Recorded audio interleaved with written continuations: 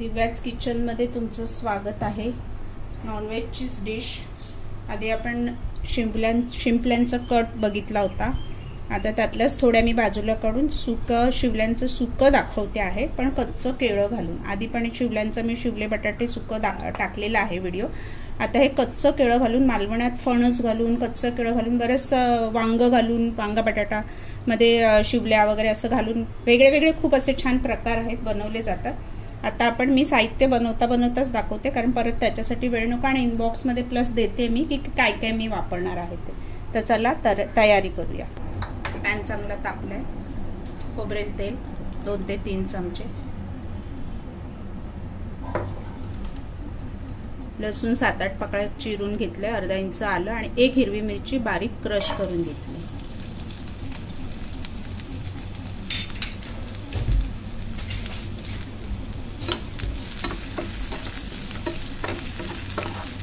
थोडंसं लालसर झालं की मग आपण कांदा घालणार आहोत।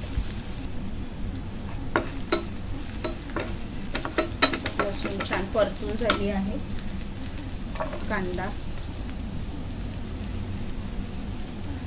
थोडा मीडियम टू हाय गॅस आपण करणार आहोत आता छान परतण्यासाठी। मीठ थोडं घातलं, नंतर हवं तर चवीनुसार आपण ऍड करू। कांदा चांगला लाल होऊ दे। गॅस थोडा मोठा केलाय मी कांदा लाल होण्यासाठी। शिवल्या स्वच्छ 3-4 पाण्यातनं धुवून घ्यायच्या आहेत, रेती असते त्याच्यामध्ये, समुद्रातली वाळू काढून घ्यायची आणि एक शिंपली वाफवून घ्या तुम्ही आणि एक शिंपली काढा वाफवून, किंवा स्वच्छ धुवून फ्रीजरमध्ये ठेवल्या 10-15 मिनिटं की ती आपोआप उघडल्या जातात। खूप उघडण्यासाठी मारामारी करावी लागत नाही आणि मग नंतर एक शिप्पी काढून घ्या। सोपा आहे, फार काही नाही आणि त्याचं जे पाणी असतं ना ते फेकायचं नाही, ते ठेवायचं। कांदा छान परतून झालाय, कढीपत्ता बारीक चिरून भरपूर, टोमॅटो 1 अख्खा मोठा घेतलाय, कांदे 2 घेतलेत मोठे, टोमॅटो 1 घेतलाय, ते तुम्ही आवडीनुसार कमी जास्त घेऊ शकता। तर हे छान परतून घेऊया 1-2 सेकंद, जास्त नाही। टोमॅटो त्याच्यामध्ये चांगला एकजीव झाला बस।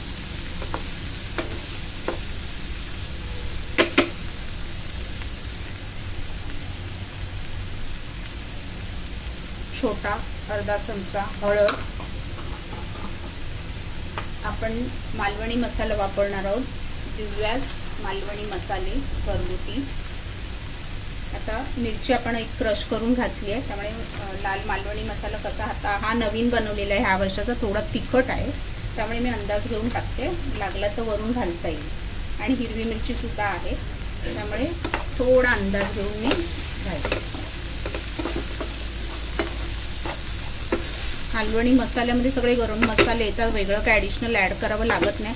हळद थोडं नॉनव्हेजला घालावी लागते, कारण हळदीने थोडं त्याचं जे ह्यूम्सपणा असतो, म्हणजे तो एक स्मेल असतो, तो निघून जातो। आता आपण कच्चं केळं साल काढली, एकच केळं घेतलं आहे आणि त्याच्या बारीक फोडी केल्यात। ह्या तुम्ही किती जाड्या बारीक हव्या तशा करा। आणि आपण पाण्यात का ठेवतो तर केळं काळं पडतं, असंच बाहेर ठेवलं तर।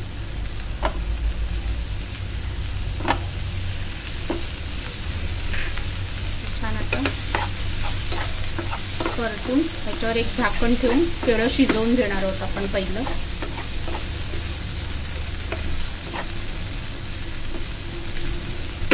आता गॅस बारीक करून झाकण 2 ते 3 मिनिटात केळं छानपैकी शिजतं, झाकण ठेवून शिजवून घेणार।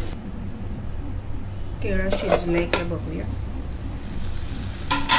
तसंच फणस घालूनही बनवलं जातं, वेगळे वेगळे प्रकार आहे। हो, केळं शिजलंय, केळं पटकन शिजतं, त्याच्यासाठी थोडं बारीक कापा आणि अजून ते शिजणार। आपण अजून त्याच्यामध्ये शिंपल्या आणि ॲड करणार आहोत। 1-2 मिनिटं परतून घेऊया चांगलं. तर त्याच्यामध्ये आपण एक शिपी बोलतात त्याला. आता ह्याचं जे पाणी आहे ना आपण गाळून घ्यायचं आहे, कारण त्याच्यामध्ये कधी कधी शिंपल्याच्या आतमधली रेती आतमध्ये असते, त्यामुळे अलगद पाणी नाजूक हाताने आपण ओतून घ्यायचं आहे. गाळून म्हणजे असं ओतताना काळजी घ्यायची, नाही तर मग ते चरचरीत रेती खाताना कधी कधी लागते. हे बघा, हात दाखवते तुम्हाला, रेती खाली माती ती बघा दिसली, रेती खाली राहते.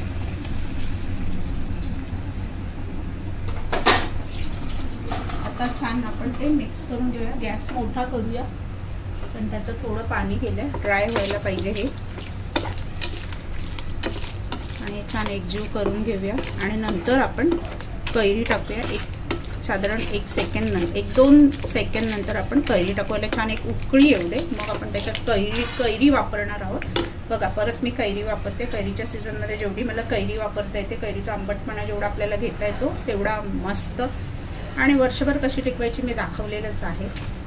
आता हे छान एक उकळी येऊ दे 1-2 सेकंड, आणि नंतर आपण कैरी, ओले खोबरे, कोथिंबीर गार्निशिंग झालं आपलं कच्चं केळं घालून शिंपल्याचे सुके.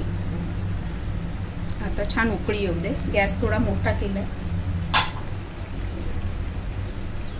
थोडं ड्राय होण्यासाठी. जर तुम्हाला असं रस्सा थोडा हवा असेल तर मग ठेवला तरी चालेल, भाकरी बरोबर वगैरे खायला, राईस बरोबरही खाता येईल.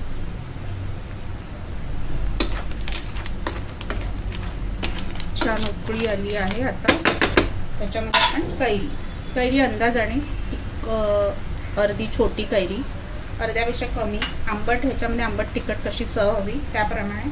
हे सगळं अंदाज आहे, कमी जास्त कसं हवं तसं. त्यातल्या त्यात तुम्हाला किती काय घालायचं ते मी सांगते. ॲक्च्युली झटपट होणार आहे, खूप मेहनत नाही आहे, चविष्ट. आता कैरी घातली आपण ह्याच्यामध्ये, छान परत एक वाफ येऊ दे. कैरीचा तो आंबट तिखटपणा जो एक टेस्ट येते ना, ती अप्रतिम. कैरी नसेल वापरायची तर तुम्ही चिंच वापरू शकता, कोकम वापरू शकता आंबटसाठी. ओले खोबरे हे पण अर्ध्यातली अर्धी वाटी. हे सुद्धा अंदाजाने तुम्हाला कसं हवं, ऑप्शनल आहे, नाही घेतलं तरी चालेल, पण त्याच्याशिवाय मजा नाही येत शिंपल्यांना. आणि कोकणी पदार्थ आहे मालवण्यातलं, त्यामुळे ओलं खोबरं तर हवंच.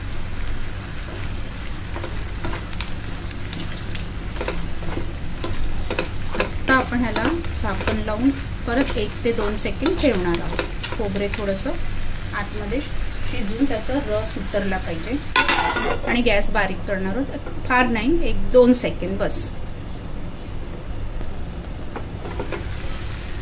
शिंपल्याचं सुकं कच्चे केळे घालून तयार आहे खाण्यासाठी. वरून गार्निशिंग कोथिंबीर. मस्त नॉनव्हेजचे वेगळे प्रकार कोकणातले करून बघा आणि मजा घ्या. कच्चे केळे घालून शिंपल्याचे सुके, तिसऱ्याचे शिंपल्याचे सुके.